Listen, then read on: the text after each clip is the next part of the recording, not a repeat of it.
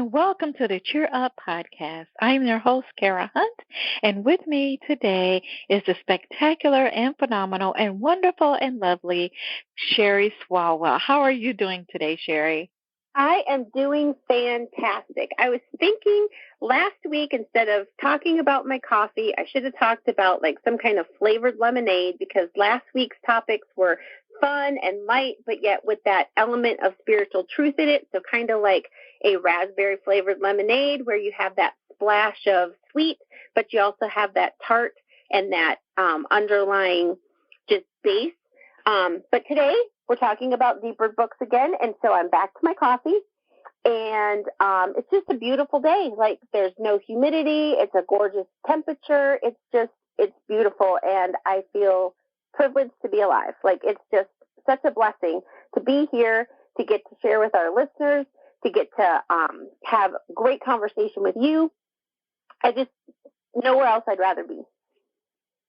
I know, and well, since you mentioned lemonade, I think, because it's just like the heart of summer, we're summer's going to wrap up pretty soon, but it's still kind of like, the August heat and, and everything else. And you mentioned lemonade. So I just wanted to invite everyone to go back and revisit episode 21. You can listen to that. And we talk about lemonade a little bit as we're, talking about summer ideas and tips or whatnot. But also, if you look in the description, when you go to like iTunes, Spotify, iHeart, in the description section, I actually put in there the link to some lemonade that is made with milk. I remember. So apparently it is a Missouri. Yes, apparently it's a Missouri favorite with a local favorite restaurant around here. We had talked about that in episode 21.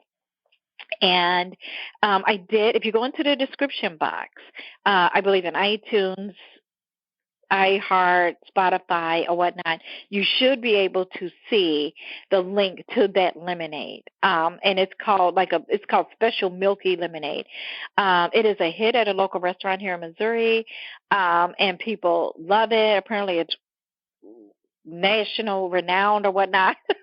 But anyway, if you guys are interested in adding a little something different and a little different kick, you're having summer company over for summer fun, barbecues and whatnot, and you want just to do a little bit something different with your lemonade, that I have them talking for weeks, then just go in there, look in the description box, and I did include the link to that. So I'm glad she mentioned lemonade, because I had forgotten that I had added that. So, but yeah, and it's say it again, Sherry. Well into our topic today, because our book that we're going to talk about is kind of different from some of the other ones that we have been talking about. It's very different. Some of the ones that just another quick recap for those who may be listening to haven't heard the previous episodes of the podcast. We're just talking about some of our favorite Christian fiction reads. And today we're on book 7 of book 8 of the Summer Reads series. Next week we'll be wrapping it up with one last book, and about the summer reading series. And the two previous ones in the two previous podcasts were a little bit more one of them was about love, and then the other two were more lighthearted books, comedy, sweet romance, and things like that. And the first one that was about love wasn't really about love like people think. It was a little bit more of a deeper level. But feel free to go back and listen to those episodes if you're still looking for some good books. And also in the previous episodes, I have been mentioning some of my favorite authors that I want to mention. And again, these are all Christian fiction authors and Christian fiction books. The books that we are talking about in this summer reading series are all Christian fiction books. And again, Christian fiction are those authors who tell stories and write novels with the Christian faith, Christ, God, all woven throughout the storytelling. So, again, I just want to add just a couple of more to your readers list if you guys are taking notes. But if you want to try some different authors, Vanessa Miller is one, Tyora Moody, and her first name is spelled Tyora, Moody. Another one of my favorite authors is Unoma Nokwar. Her first name is spelled Unoma. Her last name is spelled NwankWor. Another one is Joy Ohagwu. Joy is Joy. Last name is Ohagwu, Ohagwu. Ryan Phillips is another one of my favorite authors. Vanessa Riley, and her name is spelled like it sounds, Vanessa Riley. James Scott Bell. Randy Singer writes legal thrillers. We talked about in previous episodes about political thrillers and mysteries and suspense and romantic thrillers and different things like that. But Randy Singer actually writes legal. He's a former lawyer turned author, novelist, and he has a lot of great books out there. And so he writes legal thrillers. I can't recommend Randy Singer enough. Really, really good novels and books, and he's definitely one of my favorites. And another one, the last one I want to mention today is Susan Sleeman. She is new to me, but she's not a new Christian fiction author by any means.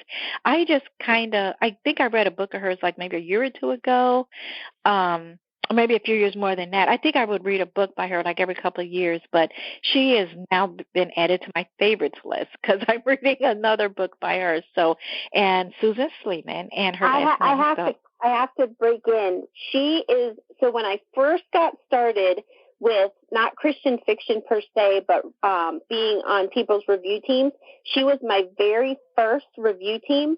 I have loved her from the beginning. She is amazing. You are right. Like, her books are phenomenal.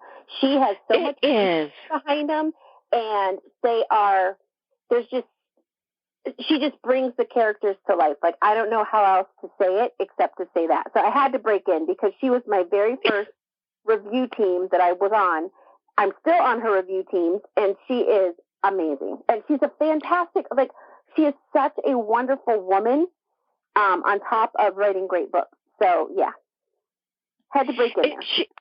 She is. And she has a couple of new releases out this past summer, right? 2021, actually, right. She's recovering right now. She was in an accident, and yet she still is able to hit her deadlines. I don't know how she does it. I just don't know how she does it. I did not know she was recovering. Oh, my goodness. So, yeah, again, her name is Susan Sleeman. And if you like to start with her newest stuff, she just had one or two releases, I think, this past summer, during this summer 2021. And like I said, it's, oh, my goodness. I am a fan. She was, I don't know how she wasn't on my radar to begin with.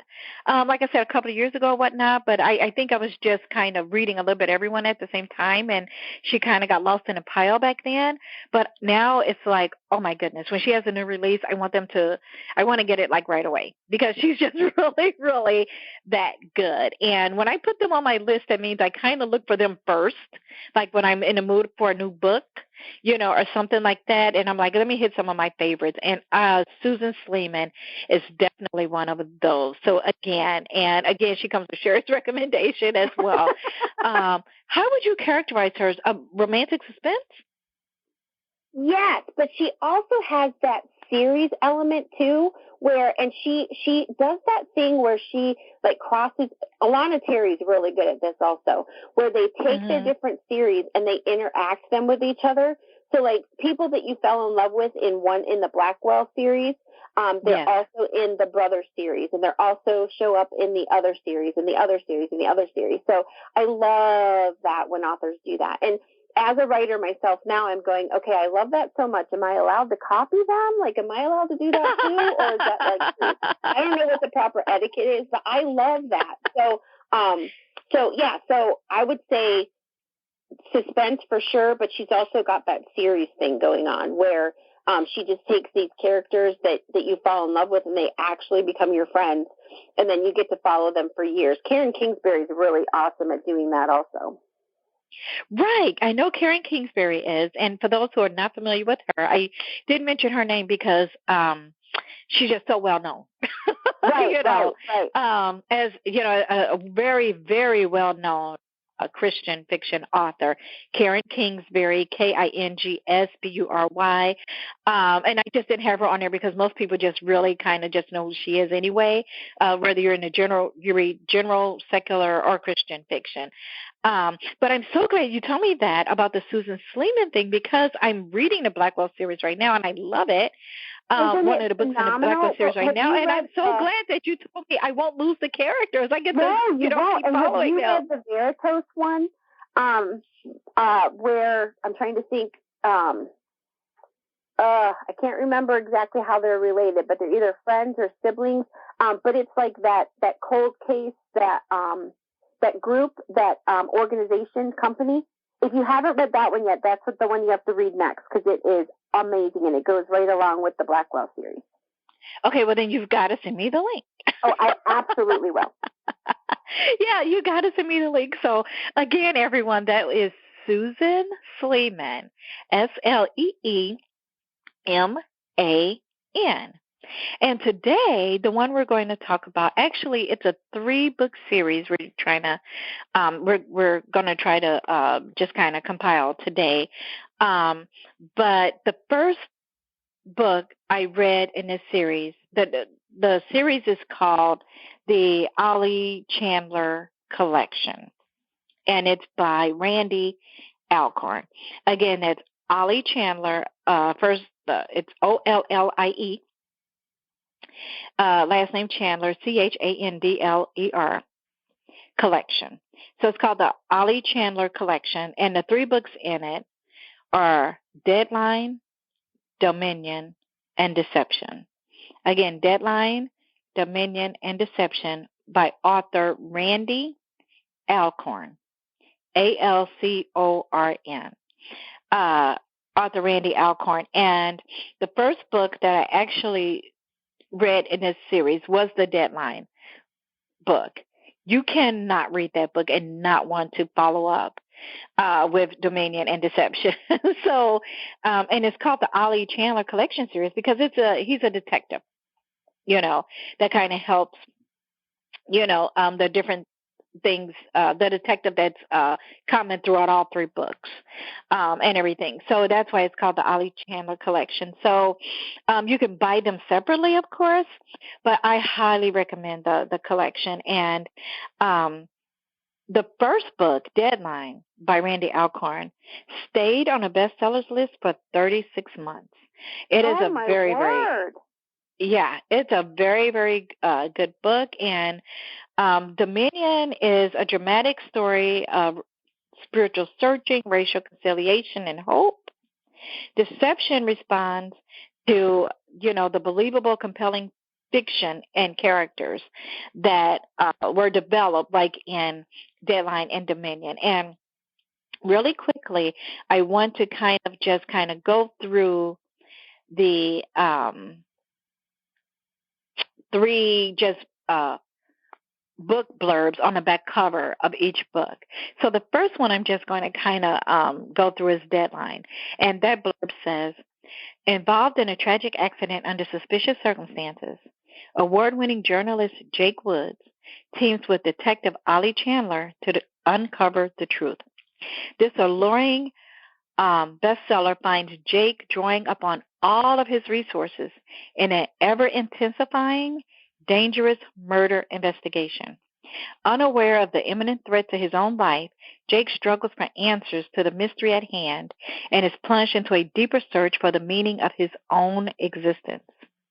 Deadline is a dramatic and vivid novel of substance filled with hope and perspective for every reader who longs to feel purpose in life.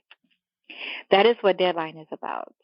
The book Dominion, the blurb says, when 2 senseless killings hit close to home, Clarence Abernathy seeks revenge for the murders and ultimately answers to his own struggles regarding race and faith.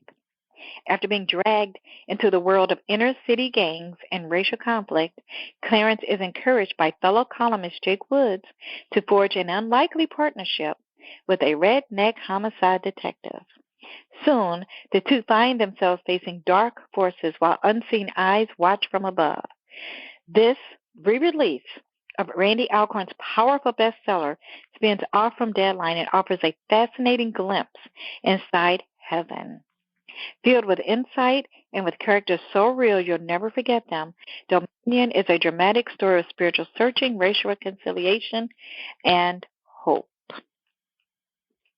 So that is, the just kind of like the blurbs from those three books. And wait, I didn't do Deception. I'm sorry. The blurb from Deception says, homicide detective Ollie Chandler has seen it all, done more than he cares to admit. But when he's called to investigate the murder of a Portland State University professor, he finds himself going places he's never gone before, places he never wanted to go. Because all the evidence is pointing to one horrific conclusion, that the murderer is someone in his own department. That's not the worst of it, though. Ollie has nagging doubts about himself.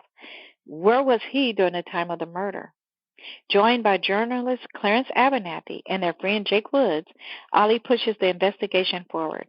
Soon, all three are drawn deep into corruption and political tensions that threaten to destroy them, and anyone who tries to help. But they're in too deep to quit. They've got no choice. They have to follow the evidence to the truth, no matter how ugly or dangerous it gets. And so those are the blurbs from the book Deadline, Dominion, and Deception by Randy Alcorn. My favorite of the three, I guess, would be Deadline. But that does not diminish the other two as well, because I love the heaven aspect in Dominion, and how that whole entire situation was dealt with there in that book, and Deception as well. All three of them are, that's why I have to, even though Deadline, if I had to pick a favorite out of my three, out of the three would be Deadline. But the reason I just couldn't leave it there because the whole entire collection is definitely worth the read. But Deadline was I guess a standout favorite. What did you think, Sherry? Well, again, because of your recommendation, I have bought all three, but I only read Deadline before our podcast. So I'm looking forward to reading the other two, even more so now than I was before. But all I can say is, wow. Like, I only knew Randy Alcorn from his Heaven book, his nonfiction Heaven book. And I actually did, my husband and I took a Bible study, did a life group on his Heaven book at our church. Wow, like, this man can write. His fiction blew me away. The topic itself was a little tough for me, only because I have such a hard time sometimes reading about people who are struggling in their faith as far as they're non-believers. And then I love the fact that it comes back around. But there were three best friends in Deadline. And without giving it away, you got to see all sides of the pendulum. You saw the atheist, you saw the committed believer, and you saw the questioning one. And it just really, again, it kind of goes back to what we were talking about 2 weeks ago, where the Holy Spirit is the one that convicts and saves. The Holy Spirit is the one who softens our hearts. But it is our job to tell the truth. It is our job to share the good news. It is our job to have our lives be authentic and people to see what we're really like. But I have to say, I loved the way he portrayed the committed Christians. They weren't perfect. They got mad. They got angry. I loved the airplane scene with the wife. I don't remember her name, obviously, but how she very nicely put the governor or the mayor or whoever he was, congressman, some big hoity-toity guy, put him in his place. I was like, wow, like, God, give me that kind of a personality to where I can nicely, speak the truth and stand up for your truth and do it in such a way that is polite but gets the point across. Like, I mean, that scene was so amazing. So when you read this, everybody, in the Deadline, there is an airplane scene that is amazing, at least in my opinion. It is amazing. So I loved the book, absolutely loved it. And the more I read it, like the more I couldn't put it down. There were just so many layers upon layers upon layers. But really, one of the takeaways of the book is we live in a fallen world, and people are allowed to make their own choices. And sometimes we're not going to like the choices, and sometimes the choices are really going to hurt because we know the eternal consequences. But I just love how that one friend loved his other friend through all of his faults, through all of his, they were so committed as a threesome, but yet he never backed down from telling the truth. Exactly. And that kind of goes back to the authenticity we were talking about in some of the previous episodes from the past 2 weeks. It kind of just, falls in line like when we were talking about fake Christianity or, faking grace or being, authentic and, are we really authentic with people? Or are we just presenting to them a side that we want them to see for our own, personal reasons or whatnot. So it kind of falls in line with that too. And I think one of the reasons that Deadline probably stayed on a bestseller list for so long is because how many of us probably don't have that 3 group of friends, where we all 3 believe something different, I mean, I'm using the number 3 here because the book uses number 3, but we may have 5 friends or 7 friends or, a group of close friends to us where chances are we all don't believe everything the same way. Right. And it's just an in-depth, like Sherry said, they're really close friends. They're really, really tight. They've known each other for a long time, been through a lot of thick and a lot of thin. And it's just, and we all have those friends. But the book kind of walks you through the different consequences that each one made in their life. And some of them had eternal consequences, and it just gives you a really good look, into that. And one of the topics that I think one of the main characters struggled with in that book was why was he here? Like, what is the purpose of all of this? Why am I here? Why are you here? Why are they here? Like what is the struggle? What is the purpose in all this? Do I even have a purpose? Is there a purpose? And there may be a lot of people, where apparently there are a lot of people who feel that way. Again, because it was on the bestseller list for quite a while, that just kind of feel like, do I have a purpose in this life? And I just want to unequivocally say yes. If you're breathing right now, you have a purpose. You have a purpose, and God is establishing a relationship with Christ is the perfect way to find out what that true purpose is.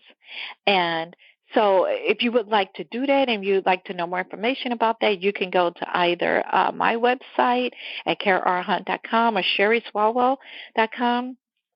And we can, we just click on the various links, and if you do not have a relationship with Christ, there's different information on there about how to get that relationship started.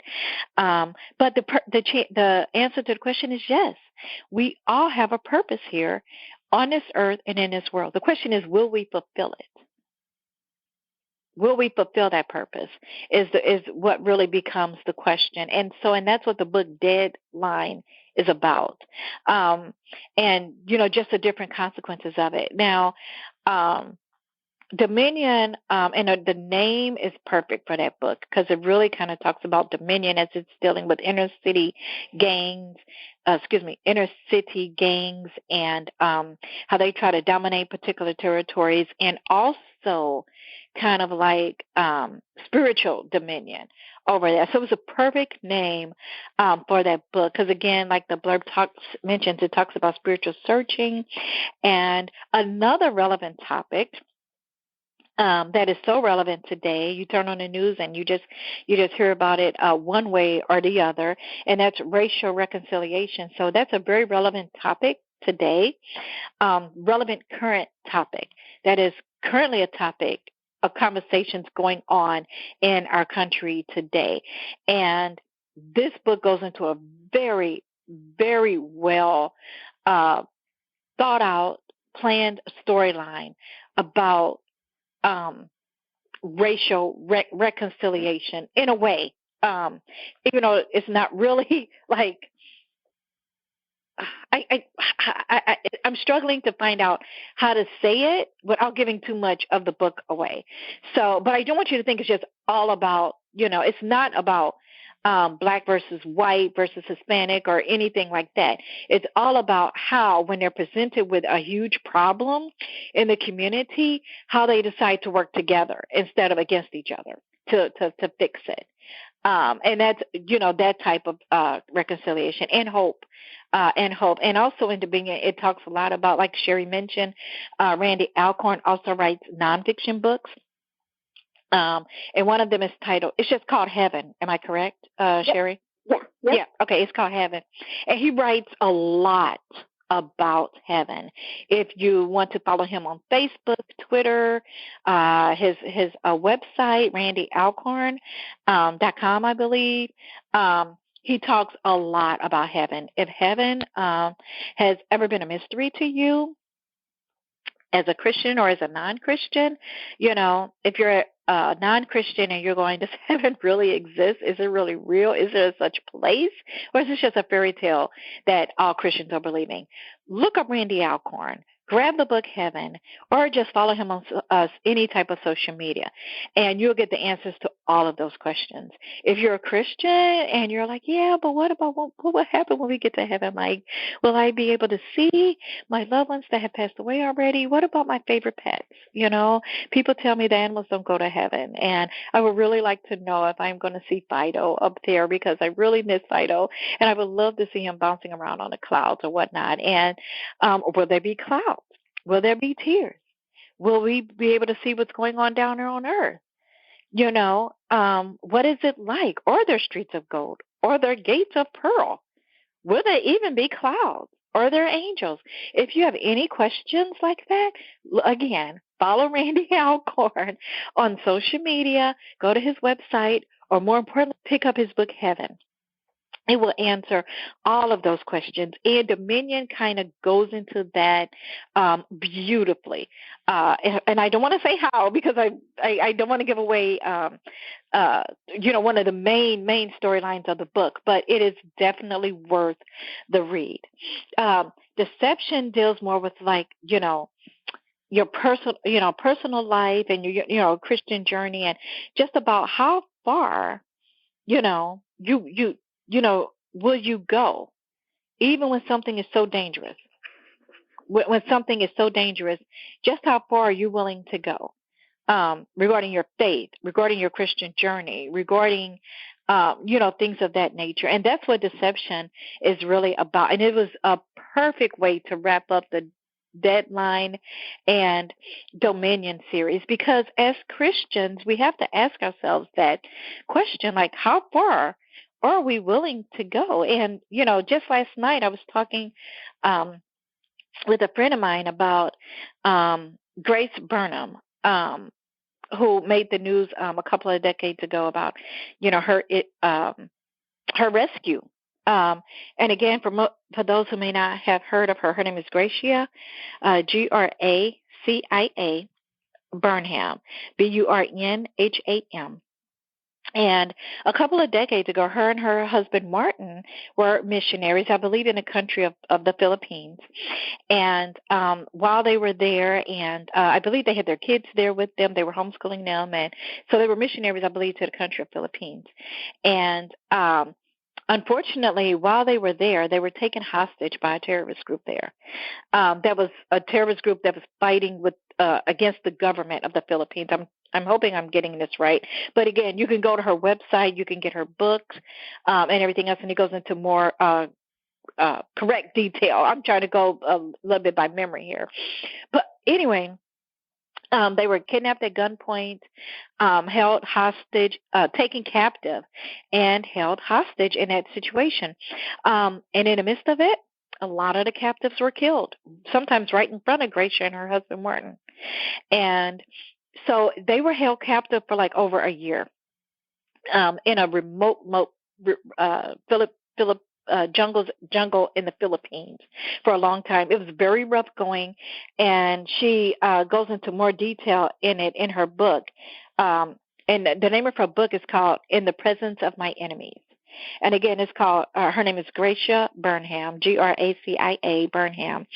And it's called In the Presence of My Enemies. And she talks about how hard it was to like keep her faith while they were being captive and tortured and everything else, and how sometimes even when she just wanted to give up, just wanted to like just give up, and die and type of things. And she talks about how her husband was a strong one, how he was a strong one. And he's like, it's going to be okay. Things are going to work out, and everything. And so he was that key to helping her not just hold on to her faith, but to hold on to her sanity in the midst of everything that she had to endure while they were under this brutal type of captivity, and under this terrorist group. And they were holding them hostage, I believe, to get something from another part, some prisoners released something from the government of Philippines. I'm not exactly sure. Again, the book is called In the Presence of My Enemies. But my point is being that they went pretty far, so much to the point to where the America, I can't remember who the president was at the time, but they had sent some troops to help the Philippines to try to rescue the Burnhams and the other captives there, because there was other captives there from other countries. And I think 2 rescue attempts failed. So they saw a lot of people killed in like some of those rescue attempts, some of the people that they were held captive with. And finally, I believe when the U.S. helped with the Philippines, they were, a rescue was successful. But however, as they were climbing out up to the rescue paratroopers who was getting ready to get Grace and her husband Martin out, her husband Martin was shot and killed. And they were so close to freedom. And she was wounded. And everything else. And so, but they were able to grab her out, and everything else. But a bullet came and, unfortunately, ended Martin's life. And it was just, you look at that situation and you just think, oh my goodness, they went through all that. They got that close. They're like right there near the hands of the rescue paratroopers who zoomed in, got them. This attempt was successful. And then, the one that was keeping her faith alive, he loses his life. But you gotta read the book. Again, that's not fiction. This is a nonfiction book. And it's called The Presence of My Enemies. But it goes back into what the book of deception talks about, and like how far are we really willing to go for our faith? Are we willing to give our lives? Are we willing to go that far? Are we willing to go to a country that can sometimes be hostile and be willing to be taken captive? Because that could very well become a possibility in this country. We may not even have to go to the Philippines. Sometimes it could just be where you live, and someone doesn't agree with it, and that's what deception really deals with. And again, I just can't recommend that collection enough. Do you have anything to add, Sherry, before we wrap up? No. No. I was just sitting here listening to you, and sometimes those books are a little hard for me to read because I do wonder, how would I handle it with my faith? But you know what? I think that when you're in the midst of it, when you're God's child, He just gives you the strength that you need. I know there have been times in my life, not anything close to what you're talking about as far as real trauma, but there have been times in my life where I've opened my mouth and words have come out and I've been like, did I say that? And I know that it was the Holy Spirit speaking through me, because it was exactly what needed to be said at that time. So I take hope, and I take comfort in knowing that if I were called to a situation like that the Holy Spirit and that Jesus would be right there with us. And that all goes back to the whole reason why we do this podcast, and that's to encourage people with John 16:33. These things I have spoken to you, that in me you may have peace. In the world you will have tribulation, but be of good cheer. I have overcome the world. When we have the overcomer inside us, then we can overcome anything. He will give us that peace that we need, and He will, and it's such an overwhelming, all-consuming peace. If you've never felt it and never experienced it, I challenge you, and I encourage you to ask God to show you that peace, to give you that peace, to let you feel that peace. Because once you have, like, there's nothing like it. There's no going back. So if you need prayer or encouragement, or if you've read any of these books and you want to talk to us about them, head over to the Facebook group, Cheer Up Podcast, or email us privately at cheeruppodcast@gmail.com. Again, Kara said to head over to either her website or my website if you want to learn more about having that relationship with God, KaraRHunt.com or SherrySwalwell.com. We are just so grateful that you guys are here with us.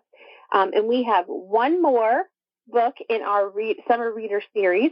We're going to be talking about it next week.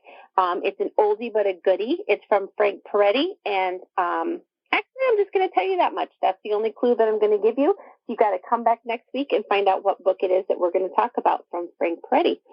So on behalf of Kara and myself, have a great rest of your week. Have a great rest of your day, and we will talk to you next week. Bye-bye.